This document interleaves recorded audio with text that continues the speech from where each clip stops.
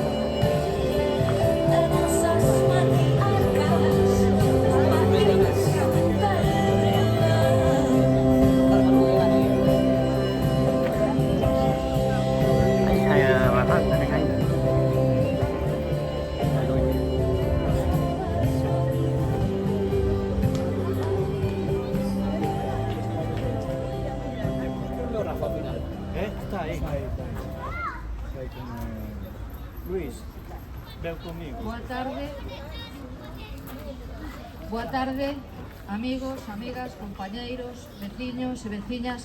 Moitas grazas por estar aquí con nós no BNG conmemorando o Día da Galiza Mártir.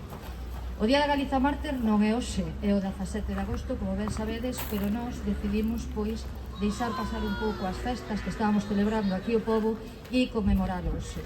Vou empezar este acto lendo unhas palabras de Castelao. Moitas veces os mártires crean mundos que os heróis nin tan siquera son capaces de concebir. E na miña terra cumprirase a vontade dos mártires. Bóveda terá que ser, nun mañá próximo ou distante, a bandeira da nosa redención. E nós, Alexandre Bóveda, para nós, ti eres a nosa bandeira de redención. Esa bandeira que che negaron para ser enterrado, porque ti pediches ser enterrado, que teu cadaleito fora cuberto ca bandeira galega, e cho negaron. O que non saben eles é que teu amigo Xosé cha meteu cerca do teu peto. O 17 de xullo foi o alzamento militar, o alzamento do general Francisco Franco cos seus secuaces e os fascistas que pegaron un golpe de estado contra o réxime democrático. O 17 de xullo. O 20 de xullo detiveron a Alexandre Bóveda e o acusaron nun xuicio farsa de alta traición. E eu me pregunto, cal é a alta traición de Alexandre Bóveda? Cal era? Creer nas súas ideas, defender a democracia, ser militante do Partido Galeguista, colaborar na redacción do Estatuto de Autonomía do noso país. El foi acusado de alta traición nese xuicio farsa, que todavía a día de hoxe, creo, non sei se Carlos, creo que non está anulado, o sea que incumprimos todavía a lei da memoria histórica. Pois, como ben decía, nese xuicio, el foi acusado de alta traición e foi fusilado o 17 de agosto. Por iso, o 17 de agosto, nos conmemoramos o Día da Galiza Mártir. Pero sei que decir que en ese día todas esas persoas que foron sacrificadas, porque aquí non temos que falar de guerra civil, nos aquí na Galiza temos que falar de represión, temos que decir que todas esas persoas como Alexander Alexandre Bóveda e moitos veciños e veciñas nosas que deron súa vida para defender a liberdade, para defender a democracia, para defender as súas ideas. Estas mortes non poden quedar en vano e nós temos que ser a súa semente. O BNG durante moitos anos conmemorou o Día da Galiza Mártir e sempre lle dedicábamos a algún veciño represaliado durante a Guerra Civil, na posguerra e durante algúns que outros anos máis. Pero a partir de que no 2020 nos entramos a formar parte do goberno municipal, no acordo de goberno puxemos 2 puntos que tiñan a ver ca memoria histórica. Unha era institucionalizar o 17 de agosto o Día da Galiza Mártir. E outro acordo era crear a Concellaría da Memoria Histórica, porque nós pensamos que a nosa memoria ten o peso suficiente e a identidade suficiente para ter unha concellaría. A primeira que hai, e creo que incluso a día de hoxe, a única que hai en toda a comarca do Barbanza. Desde esta concellería empezamos a facer un traballo que iniciamos con esta escultura, cando inauguramos esta escultura feita polo escultor pobrense Teira, e empezamos, Xavier Santos, que foi o noso compañeiro primer concelleiro, empezamos a facer unha labor ou a continuar unha labor de investigación sobre eses veciños que a día de hoxe hai moitos que todavía viven no anonimato. Bueno, pois nós desde aquí, neste momento, nós non temos responsabilidades dentro desa concellaría, pero sí que pulamos porque se siga ese traballo, porque ainda a día de hoxe pensamos que o tema da represión todavía hai moitas feridas e moito descoñecemento ao redor dele. Eu vou darvos un dato curioso que aí me chamou moitísimo a atención nunha actividade ao redor da memoria histórica que foi a presentación do libro de Aurora Marco Irmandiñas, non? E houve un dato que a mí me sorprendeu cando Aurora Marco decía que donde había a principios de século máis mulleres militando no Partido Galeguista era na Pobra do Caramiñal. Onde están esas mulleres? Onde está o legado desas mulleres? Pois nós temos que ser o legado desas mulleres e coller esa bandeira e defender, como non, a liberdade e a democracia.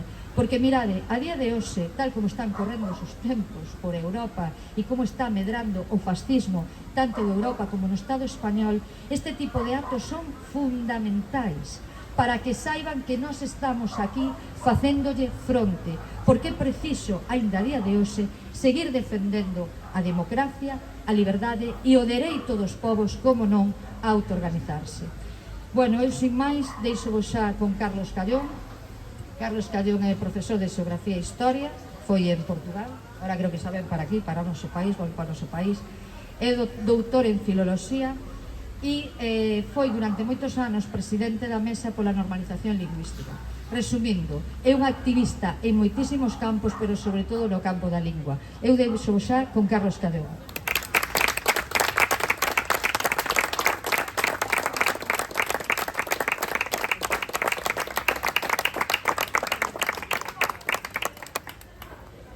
Moi boa tarde a todas e a todos. Se me permitides, eu quería comezar hoxe tamén antes da intervención propiamente dita coa lembranza para un compañeiro do bloque de Sarria, que foi hoxe despedido, que foi hoxe enterrado, Marcos López, que ademais traballou en moitos ámbitos, sen dúbida, mas tamén un dos ámbitos nos que se achou ao longo da súa vida exemplar e luminosa foi justamente tamén pola memoria democrática deste noso país.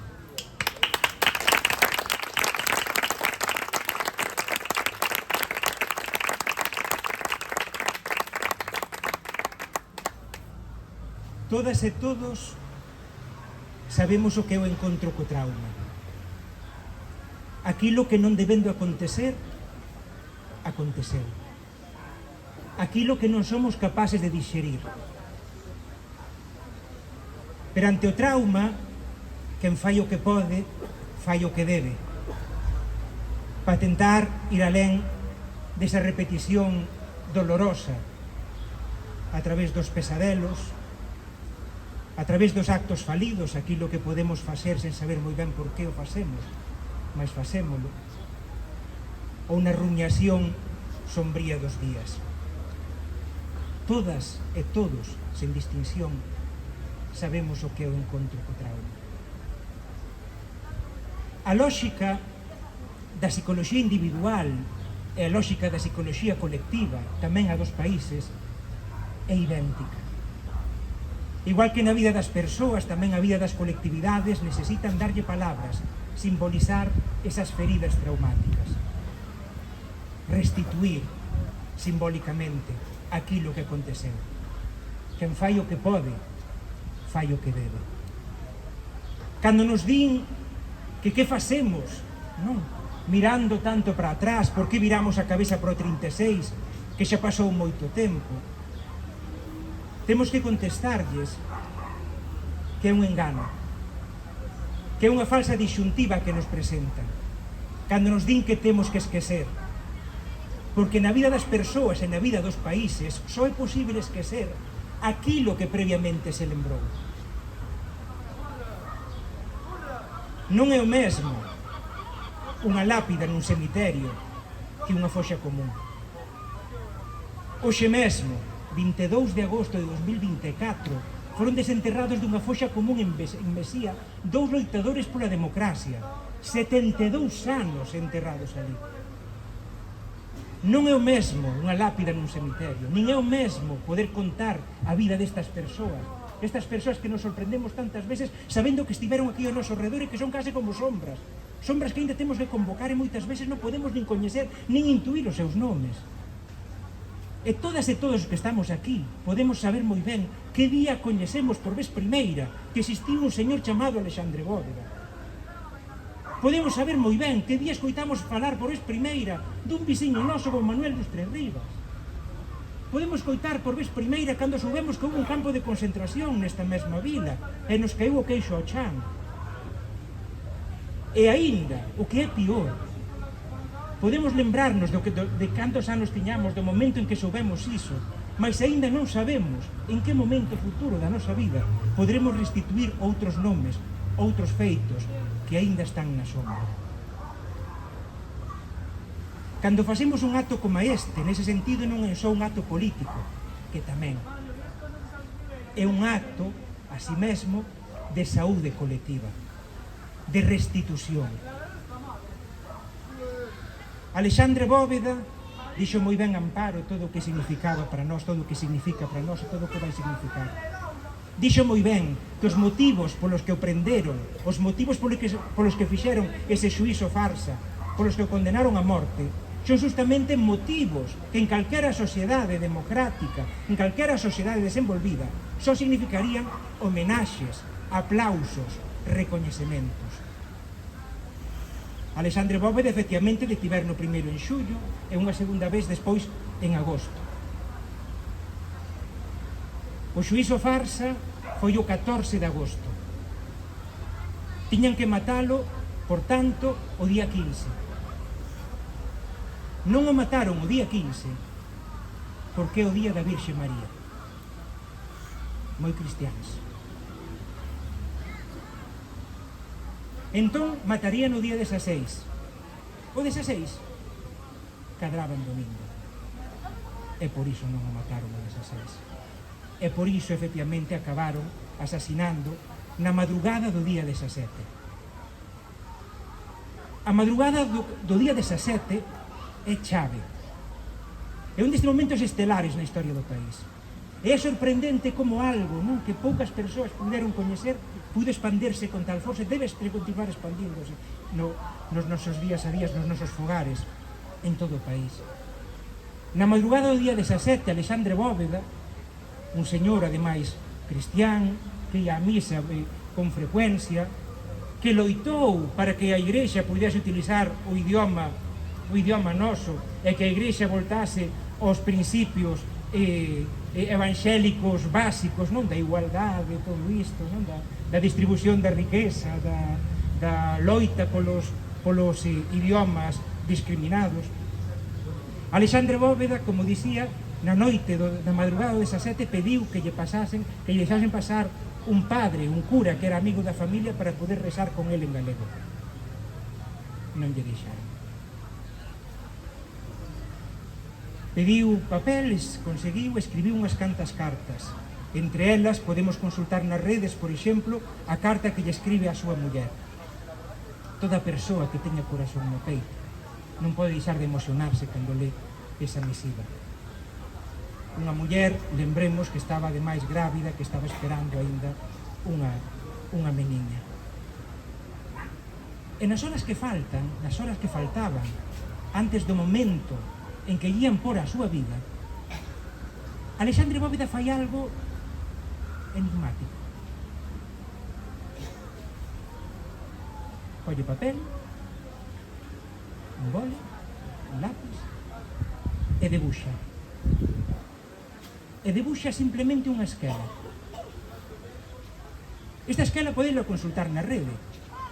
E un pode pensar, por que motivo pasa o tempo escribindo esa esquela cando na esquela simplemente pon nome, apelido, ano de nacemento, é o máis terrible, ter que escribir a data da túa propia morte. Por que o fai? Que hai de singular nesa lápida? Quen estamos aquí coñecemos todas e todos o cadro de derradeira lisión do mestre. Nesa lápida está a derradeira lisión do mestre. Alexandre Bóveda pediu, efectivamente, que o pudesen enterrar coa bandeira galega.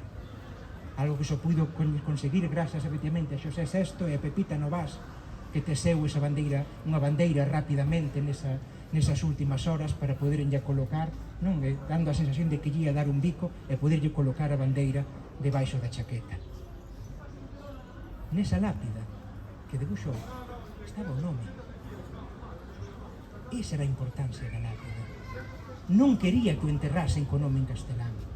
Quería que o enterrasen, porque neses momentos non era legal tampouco o noso idioma, nin os nomes. Quería que o enterrasen co seu nome de vida, co seu nome en galego. Eu demorei moitos anos, por exemplo, en saber que esa lápida que a familia puxo co nome en galego, varios bárbaros foron profanala en varias ocasións no cemiterio de Pontevedra, sobrescribindo un iota onde estaba un xe. Va en varias ocasións, e de feito, aínda que agora a lápida que podemos ver e outra está diante a lápida primeira que colocaron, e a pesar dos sucesivos cuidados e repintados, aínda se poden ver as marcas da profanación. Di moito. Di tanto como cando no día 14 de agosto foi sometido a ese xuízo na Diputación de Pontevedra, ese xuízo farsa, e permítenlle que faga un alegato final. Nese alegato final dinlle que ten un máximo de tempo, que non pode falar máis de 10 minutos.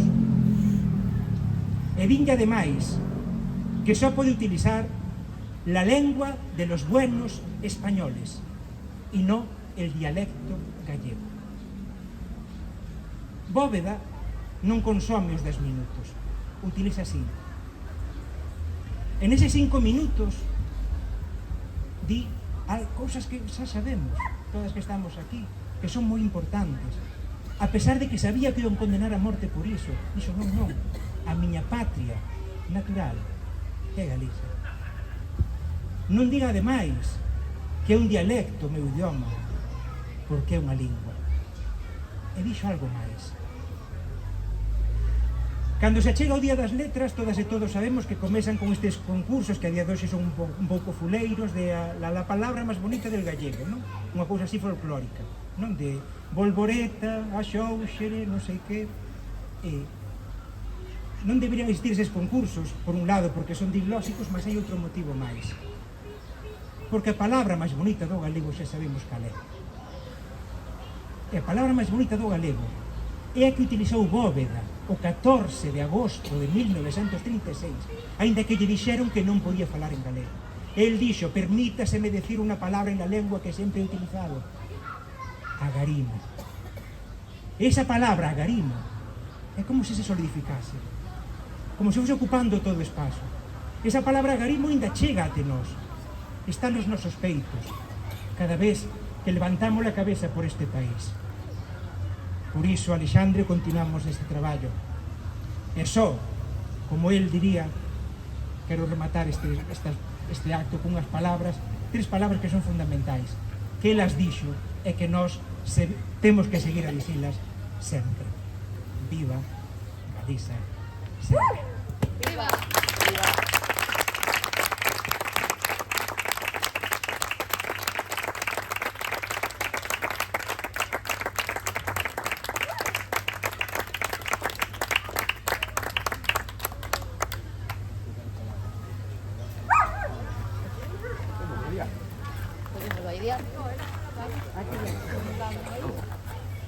Esto perdón, vamos, por favor.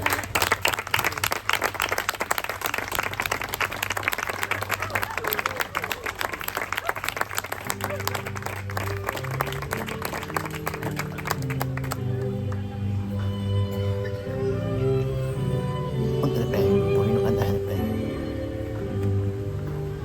Hoy rumoroso una costa verde,